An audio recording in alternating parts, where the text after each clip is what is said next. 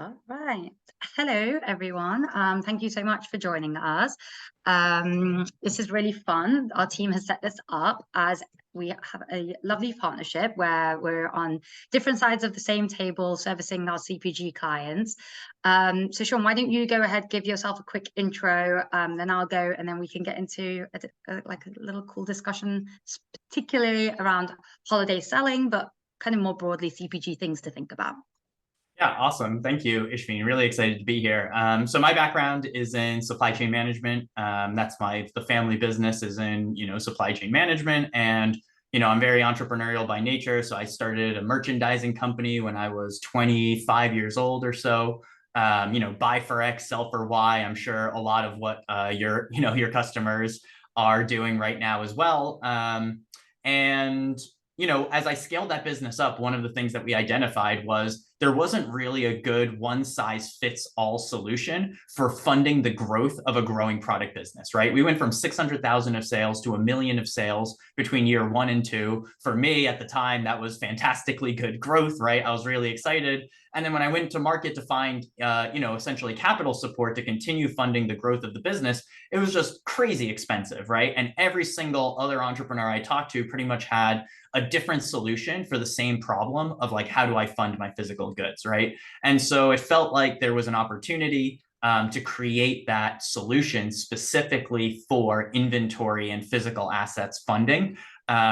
So we created Kick Further 9 years ago, and we've been doing that since then.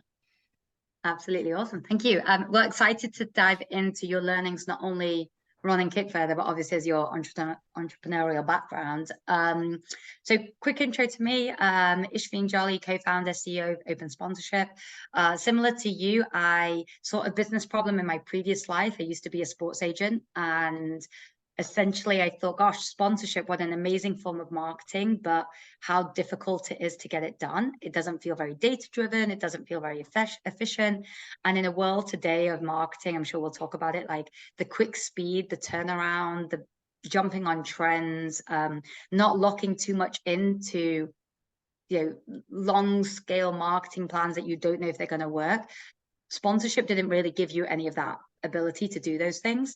And so we came along with Open Sponsorship and essentially merged the idea of influencer marketing with its kind of one-off, very heavy on social, with sponsorship, and then also a little bit about kind of strategy on how to use big celebrities in easy, quick, amplifiable ways. So that's kind of what we do today. We have over 18,000 athletes, thousands of brands, done loads of amazing deals in nearly every sport under the sun. And a big focus is for us the CPG vertical. We do work with kind of across the board, but CPG is huge. One of the biggest reasons for that is athletes are the consumer for a lot of, especially health and wellness products, supplements, nutrients, all of that stuff. And so it's always lovely to create deals where the athlete genuinely loves the product as well. So that's kind of ours. But Sean, I suppose, we're focused on, we had a chat earlier, and we're focused on holiday sales. But a big part of that is like inventory, and you've probably got the inventory you already need for holiday sales. So we're probably thinking about 2024, but how do you manage your cash flow? So kind of talk to us a little bit about what advice you're giving to your CPG brands, or what are you seeing in terms of their requests for funding today? Yeah, I think, with where interest rates are and where the macro environment is, I think we're seeing a similar environment today to kind of what we saw in 2020, right? When the pandemic happened, we saw a lot of the credit that was very, very easy to access for a long time kind of got pulled pretty quickly, right? And we're seeing something similar happen now, where I do think that it's harder for entrepreneurs to find the capital. It was more freely available, a couple years ago, right?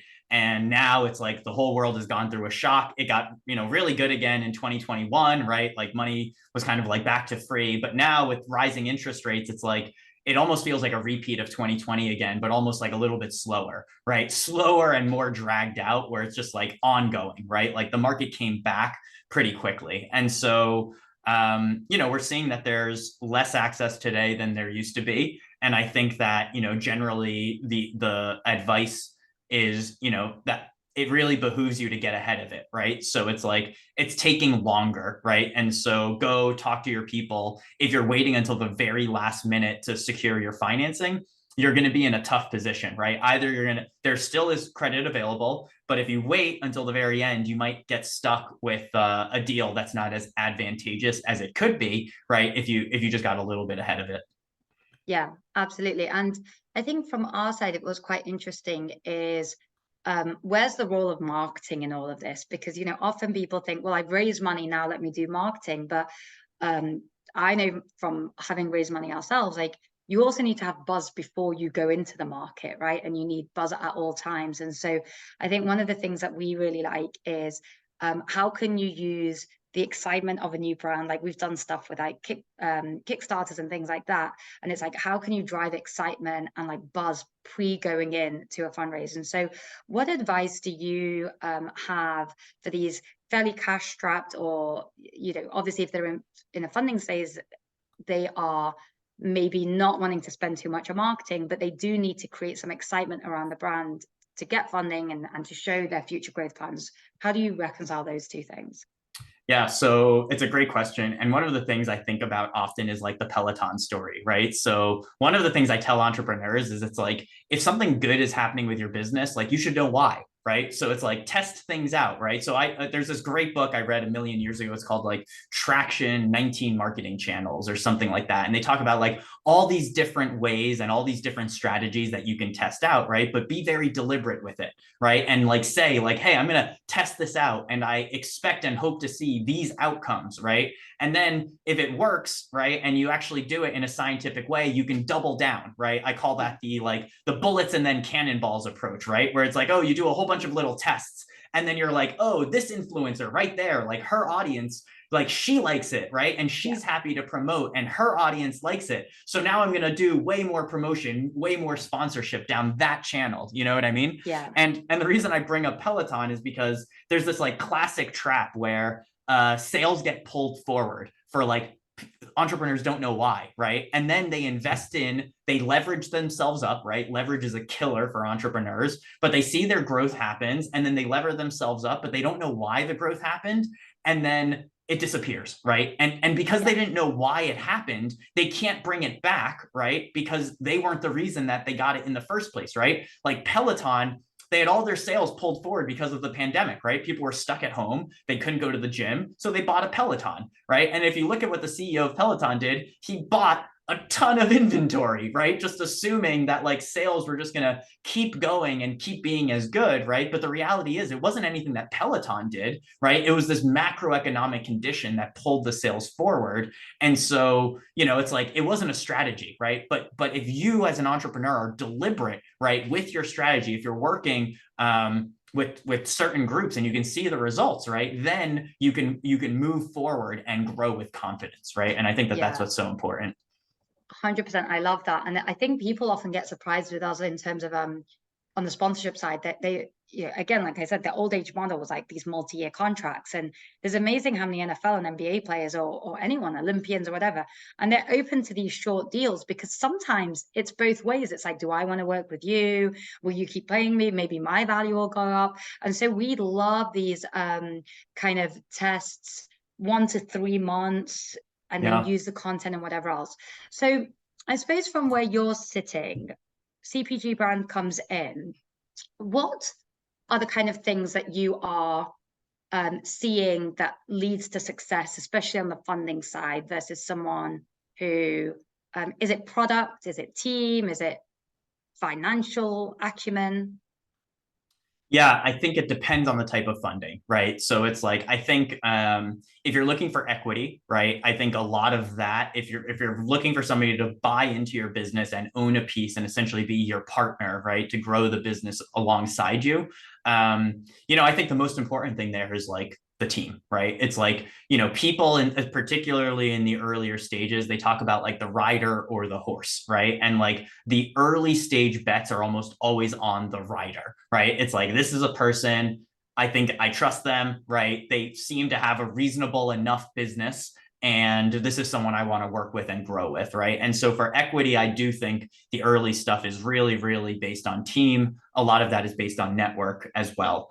As you look at stuff like debt finance, and as you look, so I would say for daily debit, the availability of finance is often due to timing, right? So it's like what we see with these merchant cash advance groups is like they put out a ton of offers right ahead of the holidays, right? When people are going to start selling a lot of inventory, they're putting out a ton of offers into market because they know that as a percent of future sales, they're going to get paid back much more quickly, right? If they issue the loan like in October or September, right, compared to issuing the loan in January, right, at the end of the holiday season. So I think there's an element there of timing. And then for them, it's really just revenue and cash trapping, right? Like, hey, is this business going to reliably create cash? And can I get access to that? And is there going to be enough cash that I'm going to be able to get paid back, right? So they're going to try and get in first, and they're going to try and get in ahead.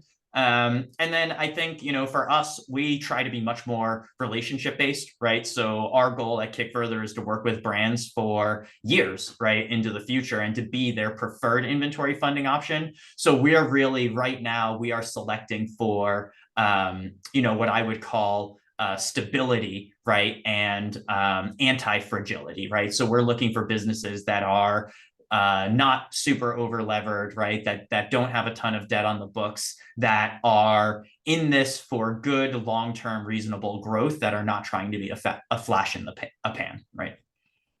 So you're funding based on inventory, but is it being used for inventory, or is it being used for marketing and sales hires and everything else? Well, so the interesting thing is it's like cash is cash, right? So for the entrepreneurs, it's like, oh, my cash gets locked up somewhere, right? And maybe my cash gets locked up in physical goods sitting on a shelf, and then I can't do those other things, right? I can't do marketing. I can't do product development, all these other things that are going to theoretically grow my business, or run experiments, right? And try new things to identify new distribution channels. It's all very valuable business activity. But if your money's all stuck in inventory on the shelf, right, you can't invest in those business activities. So, typically what we see is that a really savvy entrepreneur, they're managing their business, and cash is cash, right? And if they can free up cash that would otherwise be sitting in inventory and apply that to other business growth opportunities, right, we see that they're doing that relatively often, and done well, you can see ridiculous dividends and returns by investing in that kind of growth, Yeah, it's almost like remortgaging the house, but using it wisely at that point. Exactly. Very interesting. Cool. And so when you think about marketing, obviously what we do, influencer marketing, athlete, celebrity, a big part of our whole kind of strategy is that they transcend more than just like in that social, like that is good for direct response, but it, put the athlete in your marketing email and increase your click-through rate or open rate. Put that athlete in your PR press release, or put them on your homepage with a testimonial. Yeah. But sometimes what's hard is, especially when you're working with small companies, like they're product people, probably like yourself, your supply chain people, your logistics people, you're great at building product. You're not natural marketers, but how do you do the strategy when you've got, execution versus strategy? It's the hardest thing for you. Even when you're hiring, do you hire a good executioner or do you hire a good strategist? Often you can't find them both. So right. What are your thoughts around like how even we should be working with smaller CPG companies who are a bit cash strapped, and they should be thinking about leveraging third parties? Well, so I was going to kind of turn this question to you because, so cash is king right now, right? The environment that we're in right now, and I'm thinking about all of these entrepreneurs, even the clients that we serve, hopefully some of them are here listening in, right? And it's like, how do I get the most bang for my buck? Right. And one of the things that I've seen, and tell me what you think about this, is like, it feels to me that the influencers that don't have like a billion followers, right, are going to give you like more time and might even have a better connection, right? So like kind of what I've been thinking as a strategy, and look, I don't run a product business, right? So I'm not out there in the trenches in this environment. So this is all just like theoretical, right? But my feeling is that looking for those nascent growth opportunities that aren't where everybody is looking, right? Everybody's looking at Kim Kardashian, and like, you're just going to be like a speck of sand, right? And like, are you ever going to even get on her radar, right? Versus like all of these other people that have like great, local supporters, right? And like 1,000 true fans that are really bought into what they're doing. And so my thought is almost, it would make sense to me to be testing, right? A bunch of different strategies. And like you said, getting in early with an influencer that's growing is almost like getting in early with a product entrepreneur that's growing. You know what I mean? Like if you can get in there, create the relationship, and then it's almost like a two-way street, right? They help you build your brand, you help them build their brand, right? And then you grow together. That might turn into something that is very, very powerful in the long term. And it's one of those things that like you won't know until you try, right? And so it's like scientifically and discreetly testing out different distribution models and channels, I think is the biggest thing, right? And if you look at like, where's the value? It's whoever owns distribution, right? Owns a ton of the value in the market, right? If you own the customer and you can figure out how to get your product to customers, your business is very valuable, right? Yeah, yeah. I think what's interesting though about what you're saying, in theory, it sounds amazing, but predicting who's going to be the next big person and, you know, knowing who's going to drive, like even you could take an influencer who does two different products, and one they may produce a positive ROI and one may be completely flopped. And of course, it's a demographic following, but it's also like, you know, today, sadly, with everything going on in the world, like people's attentions are not on like their influencer feeds, they're more on like the newsreels. And so there's so much going on in the market, and that's why everything and anything is quite scary. From our side, what we'd say is kind of what you said about owning the distribution, owning the customer. You may get the bump from their audience and their content, and hopefully you do. But if you pick the right person who produces good content, that I know, you know, we're always looking for great content, and it's expensive, it's hard. And unfortunately with social media today, you have to produce 5 pieces of content a week. I mean, it's insane. And so I think a big part of it is think about your business almost like an asset base. Like I think of open sponsorship and I'm like, cool, we have some really powerful investors. They're a stakeholder that has power, right? They could be a sales channel for me. We obviously have our own CRM that we sell to, but we ask for referrals. We actually also have athletes who we ask for referrals, you know, and they drive business for us too. Then we have our own employees and team members who are own little mini influencers internally, which I think we talked about. And then you're like, and then we've got our product, our website that people come to. Then we've got our Facebook ads. Then we've got all of this other stuff. And so I was like, how do I insert anything I do in marketing across all of them? Like that, I think sometimes people miss the trick by being so busy. It's almost like the idea of like less is more. Let me exhaust one thing before moving on to the next. And I think that's almost like that growth hackiness that we, you know, when I went through 500 startups, I'm sure you had the same thing, Sean. Everyone was running 100 tests at a time. And it's like, which one worked? And But if you run 100 tests, you might not make the most, like one thing may need just 50%, 20% more effort to produce 5x the results. Right. And so that's kind of where I think about, like, I know we're all running like a mad dash, but like, how do you use this? Like, it's an Olympics year next year. I am sure we have 6,000 Olympic deals that we've done. How many of those brands are going to go throwback to when we did this deal? Like, wish them good luck. Are they still on the journey? Let's re-engage them even a short time. And how many of us look backwards and think about all of this stuff? So I think there's an interesting thing there, which is like not moving on too quick either, and not making the most of what we have.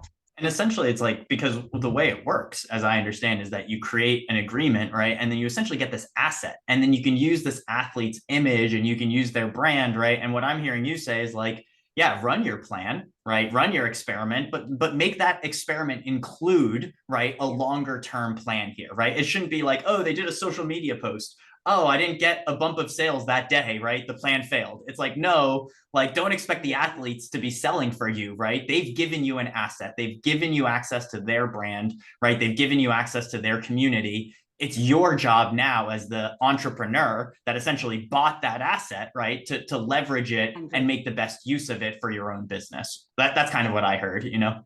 Yeah, 100%. A great example of that was actually, it was one of our earlier really big deals, not CPG, but Glassdoor, the review website for team members that most entrepreneurs hate. So Glassdoor did a deal with Draymond Green, and it was a blog post, like, you know, co-wrote by him, and it was like, 9 tips or 5 tips to keep your workplace fired up, because he was the fiery guy, Golden State Warriors, like they were based in San Francisco as well. And they saw like a 900% increase on anything they've ever done, because all their internal team members shared it on LinkedIn and they were like, this is so cool. Like Draymond Green's talking about us. He even knows what our company is. And obviously most of us don't have that kind of that massive employees to sit there and work with us, but we do have an investors. And so, hey, can you share this cool thing? Like, can you share this piece of content? Or, you know, whatever it may be that you do with it. But there's so much more we could do with the assets we have.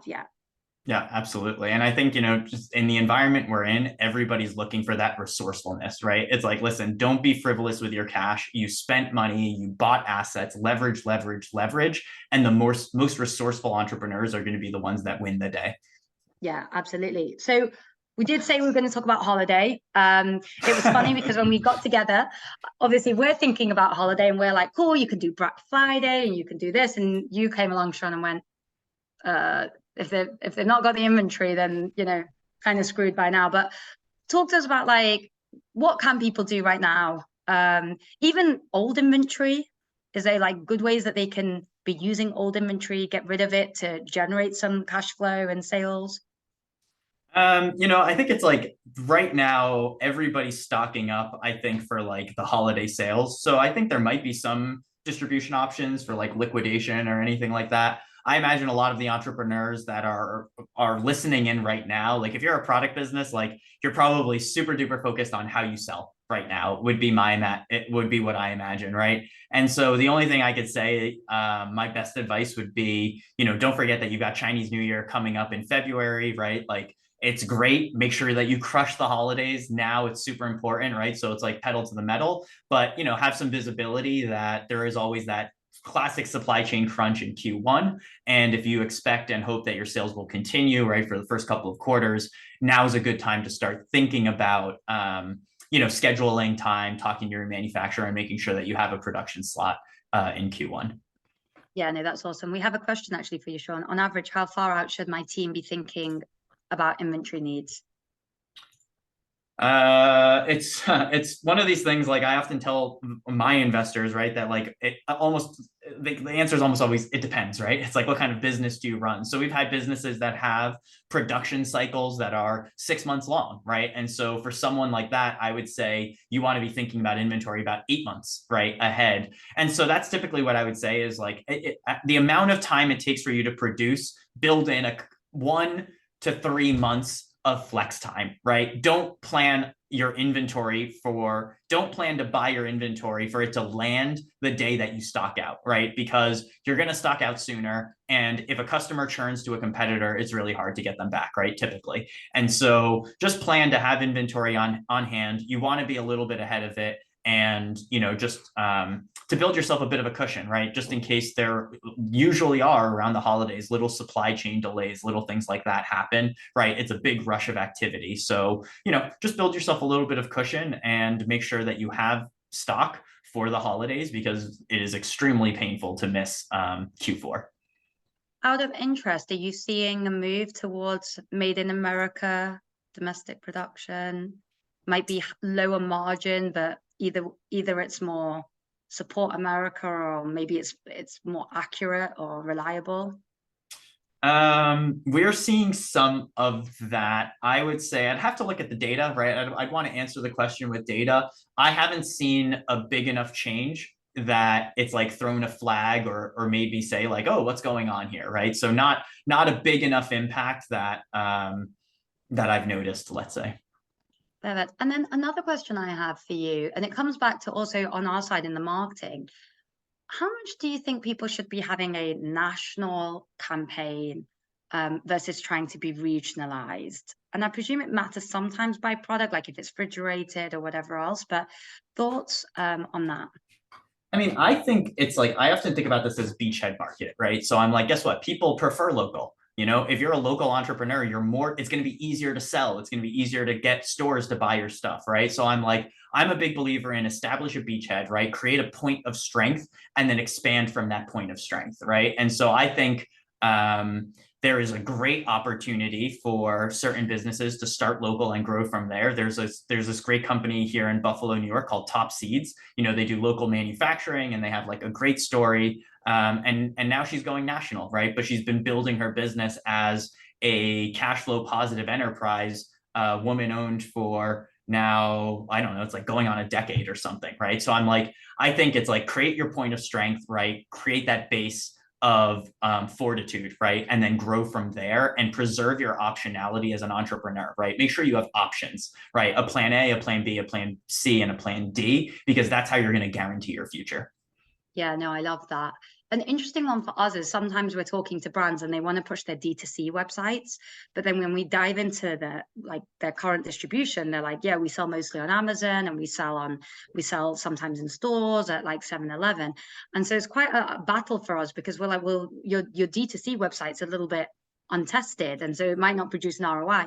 What are your thoughts, and like what are you seeing in terms of like Amazon versus their own website, in store, not in store? How do you think about where you should be pushing? I get obviously D2C is your highest margin place, but it's much harder to make sales because you have to optimize everything and you have to pay for shipping versus going to Amazon Prime where you probably are already a member. Yeah, I would say so. There's still any of the paths are still viable, right? You can go pure wholesale, pure D2C, whatever. So any of the paths are still viable. What I would say that I'm seeing the most of now, which is kind of new, are businesses that start D2C, build up a brand, even if it's local or whatever else, right? And then they leverage that direct to consumer to take it to wholesale relationships, right? So first they build out a brand. They're like, hey, look at all these people. They love buying my product at this price, right? And then they go to these wholesale partners and they say, hey, here's all this evidence, right? That you can sell this product at this price to these types of people. You know what I mean? Like you have the demographic information and all of that on your customers. Then they open up wholesale. The wholesale blows up the volume, which they then leverage that for volume discounts with their manufacturer, which then improve margins across the business, right? And what that means is that when you're building D2C, you need to have enough margin that you can open up wholesale, right, down the line. And so what we classically tell people is kind of like a double on cost, right? So if your cost of goods is $1, then you want to be selling to wholesale for about $2, and they need to make a 50% margin. So your direct to consumer price needs to be about $4, right? And that's kind of like when you're getting started, right? Like kind of having that pricing mechanism in your head. Cool. No, makes sense. All right. Well, I think we are at time. So Sean, thanks for all your words of wisdom, and hopefully we can continue to support lots of CPG brands kill it. Absolutely. Really great to be here. Thank you, Ishveen. We'll talk soon. Thanks so much. Bye.